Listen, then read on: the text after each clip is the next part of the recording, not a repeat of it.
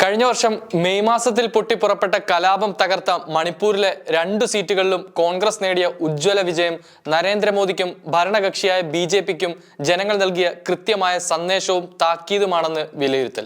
2019 BJPയോടൊപ്പം നിന്ന ഒരു സീറ്റും BJP പിന്തുണയേകിയ NPFന് ലഭിച്ച ഒരു സീറ്റും ഇത്തവണ അവർക്ക് നഷ്ടമായിരിക്കുകയാണ്. ഒരു വർഷമായി കലാപത്തെ തുടർന്ന് കലുഷിതമായ അന്തരീക്ഷത്തിൽ തുടരുന്ന മണിപ്പൂരിൽ ഇതുവരെ ഒന്ന് സന്ദർശിക്കാൻ പോലും പ്രധാനമന്ത്രി തയ്യാറാകാതിരുന്നതിന്റെ പശ്ചാത്തലത്തിലാണ് തെരഞ്ഞെടുപ്പ് ഫലം ചർച്ചയാകുന്നത്.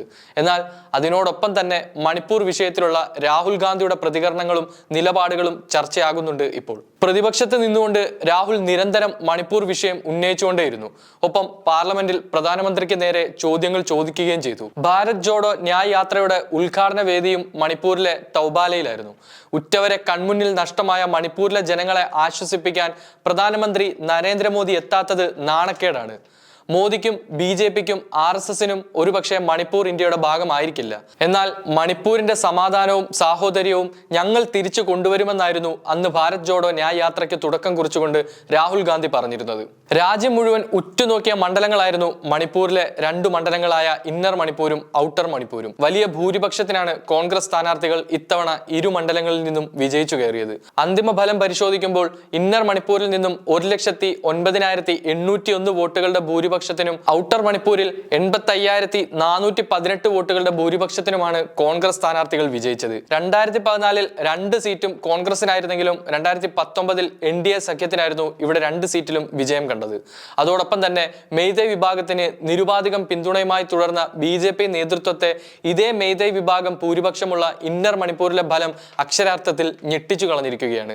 മെയ്തൈകൾക്ക് ഭൂരിപക്ഷമുള്ള ഇന്നർ മണിപ്പൂരിൽ BJPയും കോൺഗ്രസും തമ്മിലായിരുന്നു മത്സരം. ഇന്നർ മണിപ്പൂരിലെ 10 ലക്ഷത്തോളം പേരിൽ 8 ലക്ഷത്തിലധികം മെയ്തൈകളാണ്. അവിടെയാണ് 1 ലക്ഷത്തിലധികം വോട്ടുകൾ നേടി കോൺഗ്രസിന്റെ അങ്കോംജ ബിമൽ വിജയിച്ചത്.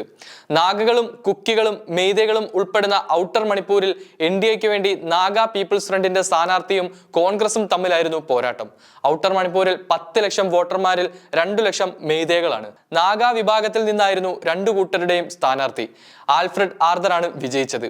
പ്രധാനമന്ത്രിയുടെ മുഖത്തേറ്റ കനത്ത പ്രഹരമാണ് തെരഞ്ഞെടുപ്പ് ഫലം എന്നായിരുന്നു മണിപ്പൂരിന്റെ ജനവിധിയെ ജയറാം രമേശ് വിശേഷിപ്പിച്ചത്.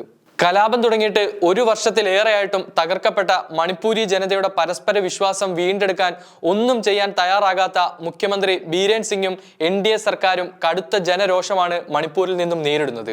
2023 മെയ് മാസം 3-നാണ് കുക്കി മെയ്തൈ വിഭാഗങ്ങൾ ചേരിതിരിഞ്ഞ് ആക്രമണം ആരംഭിച്ചതും വംശീയ കലാപത്തിലേക്ക് വഴിമാറിയതും. ഇപ്പോഴും സംസ്ഥാനത്തെ അവസ്ഥകൾ പൂർണ്ണമായും നിയന്ത്രണ വിധേയമായിട്ടില്ല. മെയ്തൈ വിഭാഗത്തിലുള്ളവരെ പട്ടികവർഗത്തിൽപ്പെടുത്താൻ സംസ്ഥാന സർക്കാരിനോട് നിർദ്ദേശിച്ച മണിപ്പൂർ ഹൈക്കോടതി ഉത്തരവിനെ തുടർന്നുള്ള പ്രക്ഷോഭമാണ് സംസ്ഥാനത്തെ വംശീയ കലാപത്തിലേക്ക് നയിച്ചത്. സംഘർഷത്തിൽ ഇതുവരെ 200-ലധികം പേർക്കാണ് ജീവൻ നഷ്ടമായത്.